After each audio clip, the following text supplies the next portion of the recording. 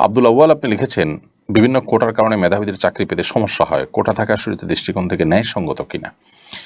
দেখুন, কোনো পিছিয়ে পড়ে থাকা জনগোষ্ঠীকে এগিয়ে নেওয়ার জন্য যৌক্তিক এবং গ্রহণযোগ্য পর্যায়ের যদি কোটা থাকে, অথবা দেশের মানুষের প্রতি, জাতির প্রতি, জাতীয় ক্ষেত্রে কোনো অবদান কেউ রেখেছে, এরকম কারোর অবদানের স্বীকৃতিস্বরূপ তাদেরকে যদি কোনো সুযোগ সুবিধা দেওয়া হয়, রাষ্ট্র বা সরকার দেয়, সেটা যৌক্তিক কারণে দিলে এবং সেটা রাজনৈতিক কোনো উদ্দেশ্য ছাড়া আপনার বাস্তবতার ভিত্তিতে যদি দেওয়া হয়, তো সেটা শরীর দৃষ্টিকোণ থেকে নাজায়েজ হওয়ার কোনো কারণ নেই।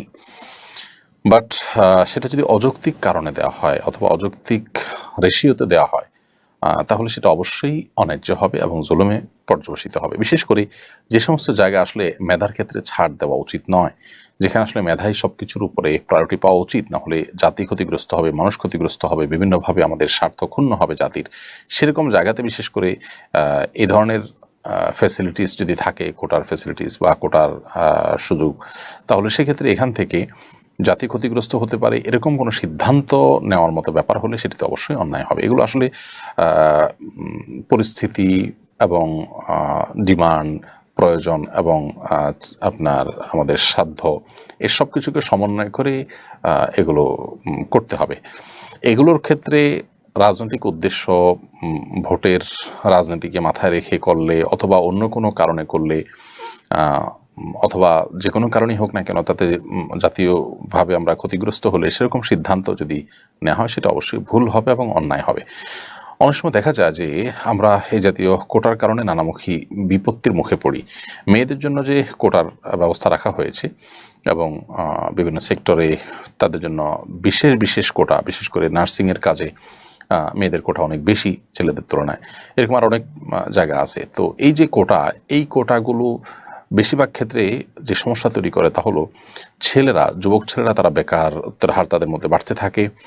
মেয়েদের, তাদের স্বকীয়তা বজায় রেখে মেয়েরা মেয়েদের অঙ্গনে কাজ করবে, ইসলাম সেটাকে নিষেধ করে না। একজন মুসলমান হিসাবে আমরা কেউ সেটাকে ডিনাই করি না। একজন মেয়ে, নারীদের যে সমস্ত সার্ভিসের ব্যাপার থাকবে সেগুলো একজন মেয়ে দিবেন, সেটাই কাঙ্ক্ষিত। অতএব তিনি সেই জায়গাতে কাজ করবেন, করতে পারেন। কিন্তু তাকে ছেলেদের সাথে যদি মিশিয়ে ফেলা হয়, বা যেখানে ছেলেরা কাজ করতে পারে সেখানে ছেলেদের তুলনায় তাদেরকে যদি প্রায়োরিটি দেওয়া হয়, তাহলে সেটা কি হবে? তার ফলশ্রুতিতে যা হওয়ার তা হচ্ছে, সমাজ আমরা দেখতে পাচ্ছি। একজন মেয়ে, তিনি যদি স্বাবলম্বী হন, আর্থিকভাবে শক্তিশালী হন, তিনি দুর্বল ছিলেন একসময়, এরপর আস্তে আস্তে তিনি শক্তিশালী হয়েছেন। বাস্তবতা হলো যে এরকম পরিস্থিতি তৈরি হলে তখন এই মেয়ের সংসার খুব বেশি একটা টেকে না, বা দাম্পত্য কলহ তার দিন দিন বাড়তে থাকে। এর বিপরীতে একজন ছেলে যদি চাকরি না থাকে, তার বেকার থাকেন, এরপর চাকরি পান, কিংবা অর্থনৈতিকভাবে তিনি স্বাবলম্বিতা অর্জন করেন, তার অর্থনৈতিক ভিত্তি যদি মজবুত হতে থাকে, তখন তার দাম্পত্য সম্পর্ক আরও ভালো হয়। এই বাস্তবতাকে বোধহয় আমরা কেউ অস্বীকার করতে পারবো না।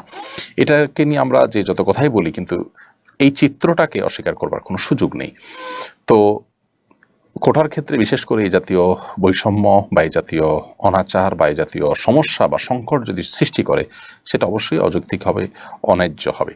এই জন্য এটা ভ্যারি করবে যে পরিস্থিতিটা কি, কতটুকু রাখা হলো, অনেক বেশি রাখা হলো কিনা, তাতে আমাদের মেধাবীদেরকে কাজে কর্মে লাগতে নিরুৎসাহিত করা হয় কিনা, মেধাবীরা দেশ ছেড়ে বিদেশে চলে যায় কিনা, মেধাহীন লোকরা চলে এসে আমাদের জাতীয় সেক্টরে সমস্যা তৈরি করে কিনা, এই বিষয়গুলো খুবই গুরুত্বপূর্ণ। অতএব সেগুলোকে মাথায় রাখা দরকার। পশ্চিমারা বিভিন্ন লোন, সুযোগ সুবিধা দিতে গিয়ে আমাদের দেশে যারা যখন ক্ষমতা থাকে, সরকারকে চাপ দিয়ে সমস্ত কোটাগুলো, বিভিন্ন কোটা তারা তাদের মতো করে আদায় করে নেয়। নারীর ক্ষমতায়ন, এসডিজি গোল, নানা রকমের মুখরোচক স্লোগান দিয়ে তারা এই জাতীয় বিষয়গুলো সাধারণত পেরে থাকে এবং এই সুযোগ সুবিধাগুলো তারা আদায় করে নিয়ে থাকে। তো এই বিষয়গুলোতে আমাদের আরও দায়িত্বশীল হওয়া উচিত এবং আমাদের মেরুদণ্ড শক্ত থাকা উচিত যে বিদেশিদের চাপে আমরা সব কিছু করে ফেলবো। আমাদের সংস্কৃতি, আমাদের ধর্মীয় দৃষ্টিভঙ্গি, এদেশের মানুষের যে কালচার, তার সবগুলোকে বৃদ্ধাঙ্গুলি দেখিয়ে শুধুমাত্র বিদেশিদের চাপেই আমরা একটার পর একটা কোটার খড়গ যদি আমরা দিতে থাকি, তাহলে সেটা অনেক ক্ষেত্রেই আমাদের অচলাবস্থা তৈরি করবে এবং অনেক ক্ষেত্রে আমাদেরকে সংকটের দিকে নিয়ে যাবে। বিশেষ করে মেধাবীরা নানা কারণে এমনিতে দেশে থাকছে না, তরুণরা চলে যাচ্ছে দেশের বাইরে।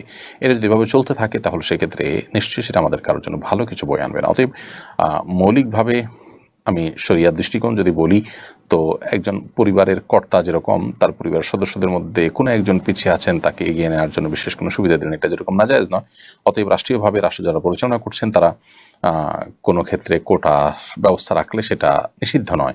বিশেষ করে যখন কেউ রাষ্ট্রের প্রতি কোনো অবদান রেখেছেন, তাদেরকে স্বীকৃতিস্বরূপ কোনো কোটা দেওয়া হলো, কোনো সুবিধা দেওয়া হলো, এই সুবিধাগুলো দেওয়া অন্যায্য নয়, কিন্তু এটার রেশিওটা যেন যৌক্তিক হয়, অযৌক্তিক না হয়। বিশেষ করে যে সমস্ত জায়গায় মেধার ক্ষেত্রে কোনো ছাড় দেওয়া উচিত না, সে সমস্ত ক্ষেত্রে আপনার কোটা যথাসম্ভব না রাখা, এই বিষয়গুলো আসলে অবস্থা এবং পরিস্থিতির উপরে ভিত্তি করে এগুলোর বিধান শরীয়ত দৃষ্টিকোণ থেকে আসবে। এখানে অসৎ উদ্দেশ্য যদি কাজ করে, রাজনৈতিক টার্গেট লক্ষ্য যদি কাজ করে, জাতির ক্ষতি হোক আর লাভ হোক, তাহলে সেক্ষেত্রে সেটা যে অন্যায়, সেটা যে গুনাহের কাজ হবে, সেটি বোঝার জন্য পণ্ডিত হওয়ার প্রয়োজন নেই।